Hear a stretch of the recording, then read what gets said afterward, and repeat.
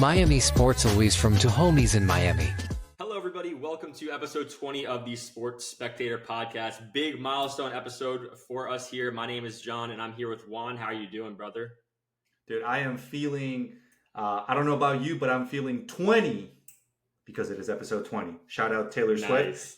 Yo, Everyone thought that Taylor Swift would not be mentioned in this podcast, but yeah, first 5 seconds, we are making a reference. Yes, we are sponsored by Taylor Swift. Now, you guys did guess it correctly. But no, man, in all seriousness, super happy to be back here. Episode 20. I cannot believe we have been 2 decades worth of episodes.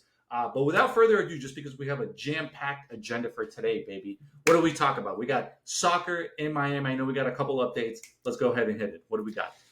Soccer in Miami. So I'm going to start off with giving a shout out to SV Brickell, my soccer team. They're in the finals of the Premier Football League out in Kendall. They got the big final coming up this Sunday versus Galacticos, but a crazy 2-1 win in the semifinals versus South Point Park. Vasil with 2 beautiful goals. I'm going to have highlights on the clip that we make of this, but yeah, an awesome game. Big shout out. Regular season winners and soon to be finals winners. You heard it here first. I'm getting some content from that next weekend, but yeah, turn up, boys. The other GOAT of Miami in Messi, he had 3 big games really since we last talked. We dominated Orlando City 5-0. Inter Miami can now just have like a complete throat-crunching boot over Orlando fans' necks. They have nothing to say until pretty much anytime they beat us next. But yeah, we dominated them. And then we played in our first ever Champions Cup game, which is kind of like the Champions League in North America and Central America.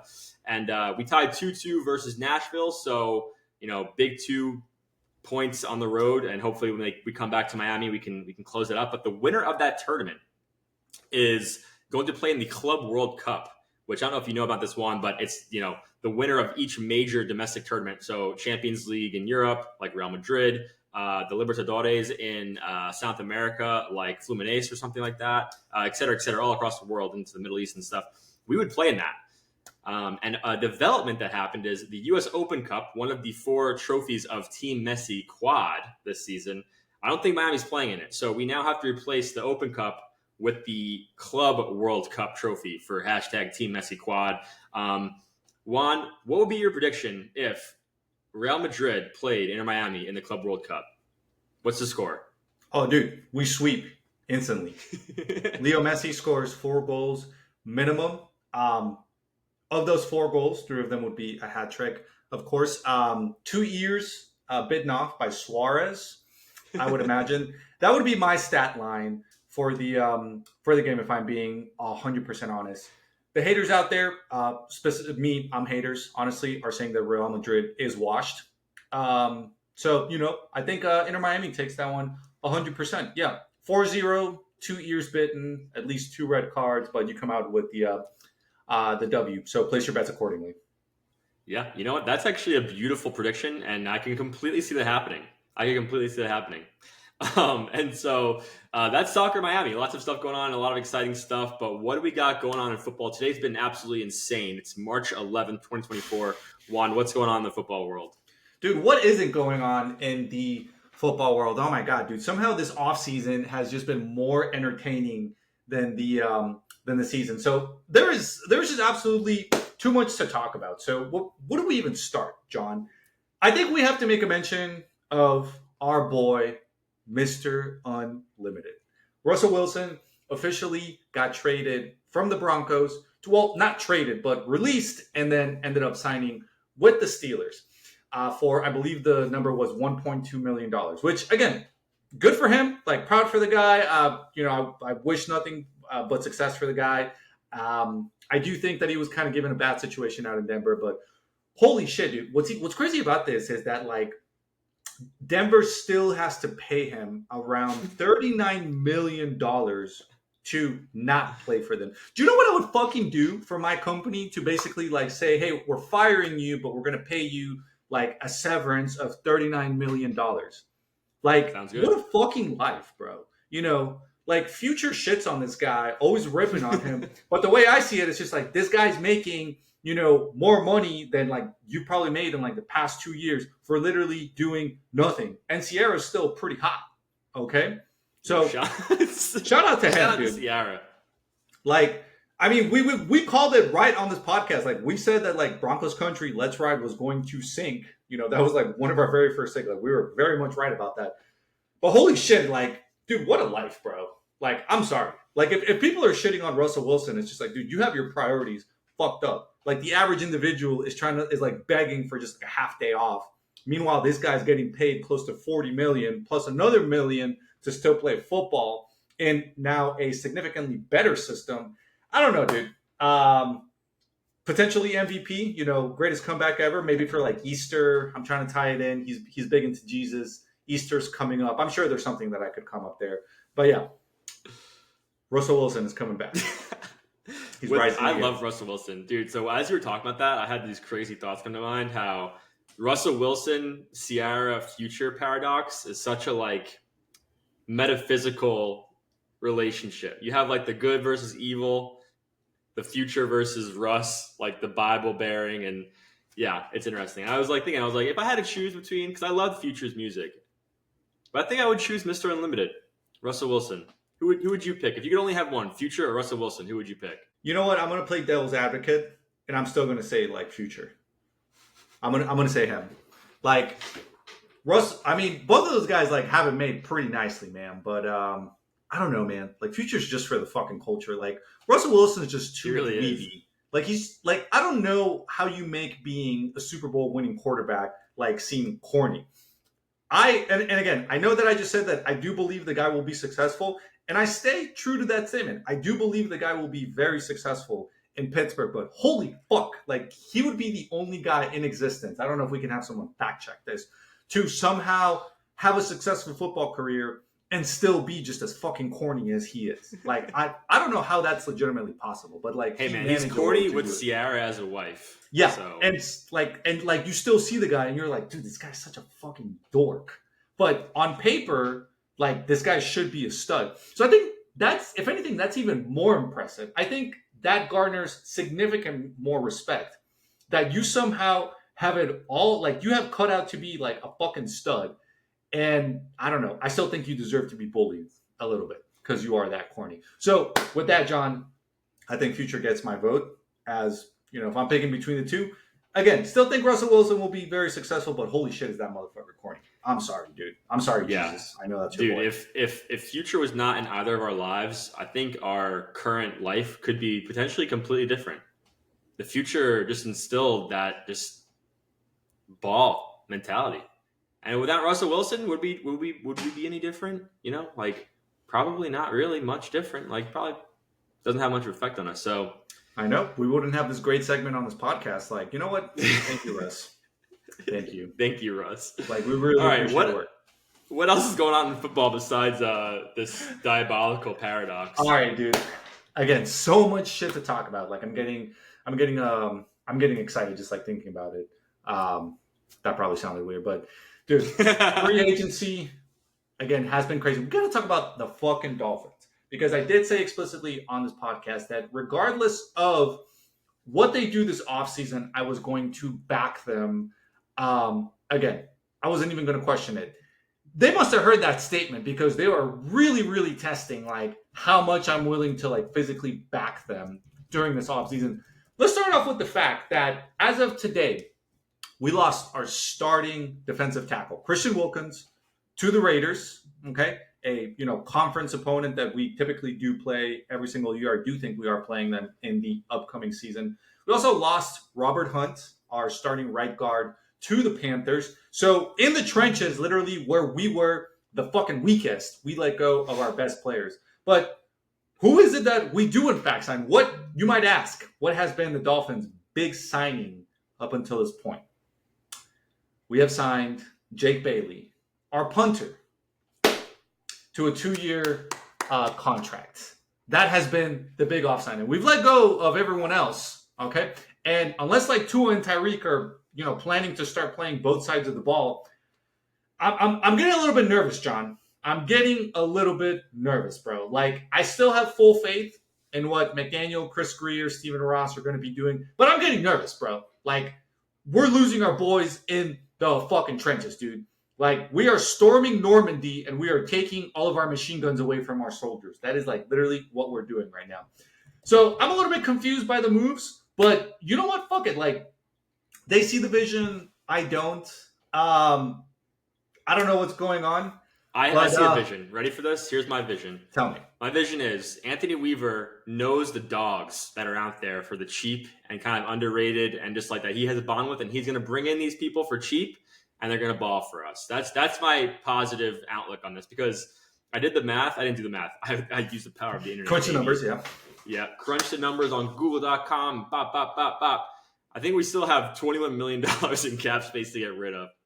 So like, Yeah. we're cutting more people, and yeah, dude, crazy. But yeah, and you bring up a good point. I mean, I'm here talking about like why did they make those moves, and it's all a cap saving situation. I knew from the get go that we were not going to be able to pay everyone, but you know, part of me got hopeful that maybe there was like a magic clause or something that we could do to retain some of our better players. That's obviously not the case. I mean, both of them just got fucking bags. And shout out to them, man. Like, football, again, as a player, you got to think about your future. And, like, whatever team is offering you a bag, like, I respect it. Like, you got to take it. If it's not the current team that you were playing for, if it's another one, like, you got to fucking take it. So, mad respect to them.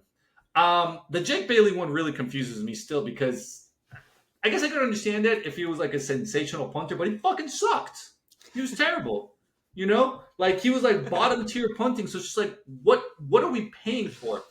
And then I started asking myself that, and I'm like, wait, I see the vision, okay? Because if we're signing a shitty punter, our offense is going to see that, okay? And that's going to motivate them to have to stay on the field, because they know that we can't depend on our fucking punter, okay? So it's a little bit of reverse psychology that they've got going on. That it's just like, hey, we got this guy on the bench. This guy can't punt for shit. Like, so it's either you convert on 4th and 3, or you let this guy punt. You pick. So maybe that's the vision. Actually, that has to be the vision.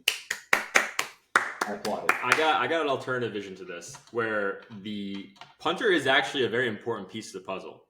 And with the complexities that maybe they're going to be running on special teams, with Anthony Weaver coming over here and maybe having some influence on that, like having a consistent piece there is a big deal. I remember with Alabama, it was always kind of a scary thing. Like kickers and punters were like gold in a haystack in the size of a needle. A golden needle in a haystack of dog shit. But here's a fun fact. Jake Bailey was a all-pro punter for the Patriots in 2020. So he's got that sauce. And McDaniel is going to try and bring it out. Yeah, there you go. I hope so, man. All I know is that when I saw that notification, I'm like, okay, re-signing the punter. Got it. And you know what's fucked up is that on this podcast, I said on the record, we could draft a punter, a long snapper in the first round, and I would be satisfied. So I'm telling you, like, I think they listened to our podcast because they heard all that shit. And I'm just like, well, I assume this fucking guy speaks for all of Dolphins Nation. So fuck it. Like, we're re-signing the punter. Like, let's make it. So thank you, Chris Greer, Mike McDaniel, Stephen Ross, all of you guys for being, you know, listeners to the Sports Spectator podcast. We truly appreciate you streaming. But please, holy shit, I'm pretty retarded. Like, you can't listen to everything that I say on this podcast. Like, holy shit, please. Like, I'm being sarcastic 99% of the time. So by all means, like, do like what I say, do the opposite, and you'll have like a Super Bowl winning team. Please. Lock it in. Anyways, moving on to some more free agent news. Well, not so much free agent news, but something that I thought was just fucking hilarious and just continues proving why social media is just the funniest fucking thing ever, bro. So I don't know, John, if you saw, there was a fake tweet that started trending. It was like a gimmicky Adam Schefter account where his @ was at Adam, and then Schefter was spelled SCKEEFTR. So close enough where the average person, you kind of see it and you assume it's the real page. So they tweeted a legit looking tweet that said, Dolphins and Tua Tagovailoa are finalizing a 4-year, $100 million extension with 102.1 guaranteed. Sources tell whatever. It looked pretty legit, but it happens all the time. Like, phony Twitter accounts will put shit out there and then like see who bites. And it's always interesting because like a lot of the time people will fall for it, and it'll it'll even make up making like other news outlets. But what's crazy about this is that so many people thought this was real. Majority of Dolphins Twitter ran with it, and they were ecstatic. They're like, "Yes, we're getting Tua for the cheap. We're keeping him for like basically no money, because that would be an incredible contract if we managed to get the guy for 4 years at only that rate. That is a sensational deal, and I wish it were real. But holy fuck, did like the ugly side of Dolphins Twitter come out, and everybody was just hyped about it, bro. I mean, John, what do you think? Like, do you think Tua's worth that? Because I think he's worth fucking more, bro. Like, that's my boy. Dude, don't ask me anything that I need to do math on, but all I'm going to say is whatever the number comes down to be, I won't feel any way about it because I'll just be happy the deal got done. So, yeah, sign him up, and we need to make a tweet that goes viral with like just completely being a fake account. We should make like a Derrick Henry account post with some influencer. I don't know. Do you have any good names we could steal? I don't know. I mean, we Donald could. Trump. Donald Trump announces Derrick Henry to the Miami Dolphins. Oh, that's not bad. That's actually a pretty good gimmicky account. Like, we could actually run with that. I could totally see it. It's just like Derrick Henry, best running back out of Alabama, most prolific running back coming out of the backfield. And I'll tell you, him and A-Chain together would just be the most incredible backfield. McDaniel, I've met the guy plenty of times. He's told me that I could also be an offensive coordinator. I've turned down the job. I've considered the job. But I think Derrick Henry to the Dolphins, sources tell me, is official. I think that would be nice. Great. Well done. I'll get like some AI text to speech to record what you just said, and we'll just translate it into Trump, and we'll make some AI images for it, and there's our new money model. Well done. I love it. Congrats to us. Congrats to us, and congrats to, I guess, well, yeah, I don't know if it would help or hurt Donald Trump to be manipulated into our storyteller for fake news. The FBI just keeps listening more and more to our conversations. Huh? Yeah, easily. But on the topic of Tua, well, sort of relative, and I feel like this is a close personal thing that happened, close to your home, John. But Mac Jones, another Alabama QB, just got traded to his hometown of the Jacksonville Jaguars. So apparently he did play high school. Yeah, he played high school in Jacksonville. So he was obviously the 15th overall pick, 2021 draft class. That's the one where Trevor Lawrence got picked number 1 overall by Jacksonville. So, dude, now whatever. I thought Mac Jones fucking sucked. Like he stunk. He was cheeks. But dude, the crazy part is I've been just like literally retweeting all day. People talking about like in the past how Mac Jones was better than Tua. How he said he was going to be the next Tom Brady, and that people can't believe that like, the Dolphins drafted Tua. I don't know. But dude, it's so fucking funny to see that this guy has now gotten traded to be a backup for literally nothing. Like Jacksonville paid a 6th round draft pick to get him. Wow. Like, how fucking insane is that? But I don't know, John, as a former Bama alum, what are your thoughts on that, on your Bama QB? I'm happy that he got another backup job. Like, obviously, he's the clear backup now in Jacksonville. No chance he takes the starting spot away from Trevor Lawrence. But I feel like Trevor Lawrence is officially now kind of injury prone. He was a dog last season, played through a lot of injuries. But, I mean, yeah, he gets beat up. And so I think Mac Jones is like an amazing backup quarterback for this season because he's going to be pissed off and hungry. He's going to be like, yeah, it's obvious that he's not going to start over Trevor Lawrence. So he'll have time to really kind of like build up some reps, and hopefully nothing does happen. But if it does happen, I think he'll be a really good backup to come in and fill in. But I'd say this is his one chance. If he doesn't have a good showing in this year or next year, I think he'll start. Yeah, dude, I'm sorry. I gotta disagree. I think he's fucking done. I think he's done. Like, I'm sorry. I was being polite there. I thought you were going to sort of agree with me, and it's just like, yeah, man, I think his time's coming to it. No, he's cheeks. He's ass. He's terrible. He's absolutely, he's ass. I'm sorry, John. I know that, I'm sure him being a Bama alum, that's, because if someone disrespected like a Florida QB, I don't care how cheeks they be. I'm just like, no, just wait for the comeback. But no, I'm respectfully. He's cheeks. He is terrible. Like cheeks. Like he is a good security policy for Jacksonville in the event that Trevor Lawrence does go down. Like I get it. Like having a former starting first overall round pick QB as your backup, it's great. But I'm sorry, like he's just so cheeks. Like I don't see him doing anything. Like with all due respect.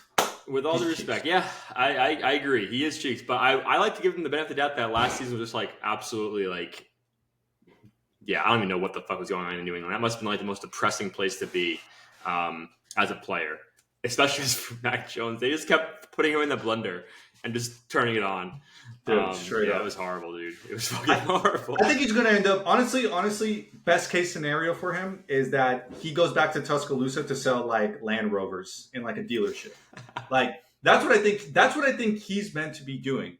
No, I'm serious, dude. Like he's obviously people know him there, so I could see him being like a Tuscaloosa, Tuscaloosa Subaru. Like I got you.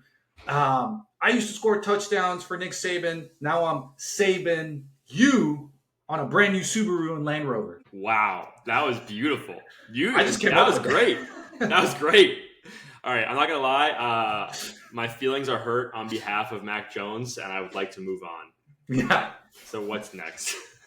All right, dude. So I think that about wraps it up for free agency with the Dolphins. But I'm sure it's going to be crazier. I mean, we still got the fucking draft coming up in April.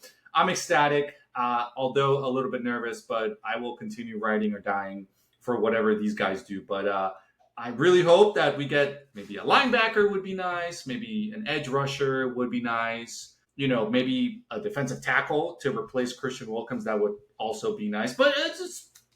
I think they're trading on vibes. Whatever. Bro, I'm whatever expecting nothing. I'm expecting absolutely nothing. I'm expecting to literally like have to go into this draft and then just fucking pick up like nobody free agents. Probably. I mean, like that's probably the better approach. It's just like don't expect anything, and then like whatever we do get, it'll be like a nice surprise. I like that, dude. I like it. But that's responsible, and we're here to be irresponsible. So that is true. Derrick but anyways, Henry man, to the Dolphins. Yeah, we'll see what those land mammals do. But speaking of a team that actually has their shit together and who have been making moves, are Miami Heat. My last glimmer of hope, and the only reason why I haven't had to go back to therapy, because they really are keeping it all together.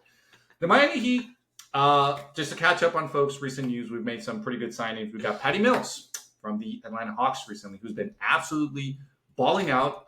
He is now, or my sources tell me, he is getting the nickname Patty Predator Mills.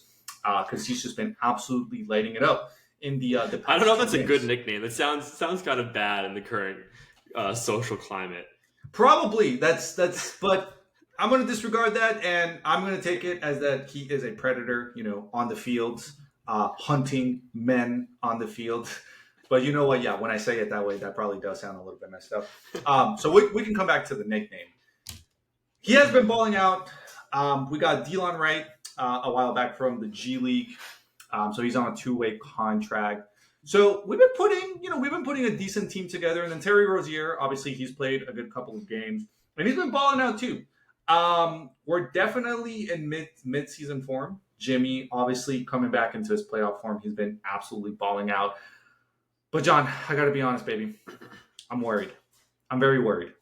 As much as I've liked these moves, I was looking at some stats. Hoping to see if there was a number out there that would make me feel a little bit better. Here's a number that's not going to make either one of us feel better. But against top 7 teams this season, here's some stat lines that we got. We are 0-3 against Boston, 0-2 against OKC, 0-2 against Minnesota, 0-1 against Denver, 0-2 against the Clippers, 1-1 against Cleveland, and 1-2 against Milwaukee. Again, those are all teams that realistically we would be facing in the playoffs. And we are just absolutely Mac Jones in it because we are just cheeks against those these numbers. Teams, means absolutely nothing to me. It's Heat and 6. Means nothing to me. Valid argument. And you know what? There's no rebuttal to that. You're absolutely right. Heat and fucking 6. When you can't read, you're illiterate. What if you can't do math? Do you know what that's called? What's it called? I don't know, but that's what I am in regards to anything logical in sports competition rankings and statistics. That actually that makes me think of something funny that happened recently. Uh, when I was at a family event yesterday, my girlfriend's goddaughter, she was passing me a baseball. Terrible hand-eye coordination, just definitely not built to be pitching baseballs in the future. Just completely airballs it. She says something to me, and I'm just like, yeah, but your hand-eye coordination's not that great. And she's like, well, I have no idea what that means. So, and she just kept throwing it. No idea. Yeah, so I think we have to take sort of a similar approach, kind of to what you were saying, John. It's just like, if I can't fucking read these numbers, they mean nothing to me. All I know is Heat and 6. So you're right. You're 100% right. Heat and 6, baby. Heat and 6. But to actually point out some numbers that would make us feel better is that against all of these top 7 teams, I think pretty much against all of them, we've actually lost by single digits. None of them have ever been a blowout. Okay. Which that's sort of the bright side because, again, in a best of 7 series, like Spoelstra, him being the sensational coach that he is, I think you could figure it out against any of these guys, to be quite honest with you. So that kind of helps our argument about Heat and 6. But if these numbers continue to get shittier, yeah, I'm just going to be like, I'm blind. I'm autistic. I can't see this. I can't interpret these numbers. All I know is Heat and 6. Yes, that's our major takeaway. Yeah, that is the major takeaway. Any argument, that's just going to be my answer. Like if someone debates me on Twitter on anything, it's just like, oh, well, the Heat, if you look at their numbers, be like, that's a great argument that you have, but have you considered Heat and 6? Have you thought about that? That's our new t-shirt for the Heat that we can use. All those. Yeah, just like, it's like, but have you considered Heat and 6? Yeah, that's it. That's it. But yeah, man, definitely have to point out the fact. I mean, I know that I am saying Heat and 6, but it's just like I am a little worried, man. Like we lost against the Wizards last night at home. They're the only team in the East right now that have been mathematically eliminated from the playoffs. The playoffs are in 2 months, and they literally are now mathematically eliminated. And we just lost to them at home. Apparently, Kyle Kuzma looked like Kevin Durant out there. So I don't know, dude. That's always the thing with this team. We were on a great win streak, and then all of a sudden, shit's like this happening. So I don't know what to believe. Actually, I do know what to believe. It's Heat and 6. So, all right, dude. I want to talk some shit. D-man. I'm a Miami Hurricanes fan for this football season, like die hard. I'm going in. Like, I'm a full-on Miami fan. I think I know where you're going with this. So, yeah. Heisman picks. Cam Ward. Oh, Bailey. Oh, boy. Cam Ward. Oh, boy. My front runner. Who's yours? What do you think? John, we're really testing the boundaries of our friendship here. And again, full disclosure, this is a South Florida sport podcast, so I feel like probably not in our best interest for me to disagree with that, but respectfully, John, no, that's a terrible take. I'm sorry, dude. The guy has not played. I think at most I've seen him take maybe 3 snaps, and that was like social media. I saw him take a couple of snaps. I don't know where people are saying this, that he's like picking up he's the Heisman favorite. I disagree. I would actually counter argument to that. I would actually say that your boy at Alabama, Milrose, that would actually be my Heisman favorite, if I'm being 100% honest. Him, Quinn Ewers at Texas, and I do have to say DJ Lagway at Florida. Those are my Heisman True favorites. Freshman Heisman contender year, huh? Dude, Yeah. I think Graham Mertz is gonna keep the spot.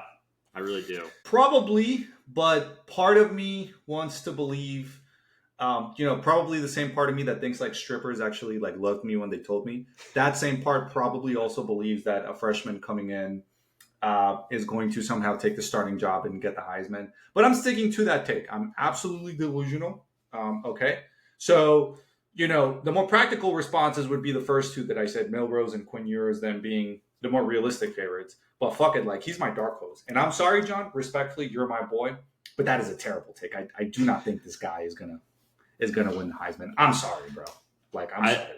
I like the Jalen Milroe one because that goes into my ego for sure. I could definitely see it happening, but also like to your He's point been balling about out, yeah, especially and with Caleb DeBoer, like yeah, everything's aligned for him to be there. He wants to, be even better. But in regards to your comment about strippers not really loving you, if you were following the Heat mentality of not knowing about numbers and statistics and trends, that wouldn't faze you because it's Heat and 6. It's Heat and 6. Mm-hmm. That's just shows life's diabolical. Things that contradict each other because you got to be ignorant, you got to be normal. It's just so complicated. But you can always rely Heat and 6. Heat and 6. I think that's just going to be my answer to really, really anything. At my job, I forget to get a customer deliverable out there. It's like, well, have you considered Heat and 6? They're going to be like, fuck, I didn't consider that. Like, he's right. No, that's, you know what? We're sorry. Just take all the time you need. Dude, I'm late on like a bill or something. Yeah, but have you considered the IRS that is knocking on your door? IRS comes and audits me, like sketchy credits that I was putting in, when filing my taxes. Have you considered though? Heat and 6. You're right. You know what? Take all the credits that you need. We did not even consider that. You're absolutely right. That's going to be my response. My mom bitches at me. Mom, but have you considered? All right. I want to end it on something like this. July 20th, Jake Paul versus Mike Tyson. What happens when Jake Paul knocks out Mike Tyson? Because I think it's going to happen. I think that's going to happen, man. Look, I got to be honest, dude. All that, it's all scripted. Like all those Jake Paul, Logan Paul fights, in my opinion, are very much scripted, man. And that's probably is what's going to happen. They're probably going to offer him like the person's going to be like outrageous. It's just like, yo, just like take the fall, let Jake win. So it's just not even, that's the equivalent of like WWE to me. Like it's all very scripted. So I don't know. It's hard for me to give an opinion when it's like not an actual, where to me, this is not an actual like display of athleticism and who legitimately is the better fighter. Like this is just, it's all. I think it'll be sad. I think it'll be genuinely sad. Like seeing Mike Tyson sell himself for that. And like putting himself in that situation where he like gets knocked out by Jake Paul. Okay, but realistically, if someone came up to you and they're like, "Yo, John, we'll give you a purse, 50 million cash.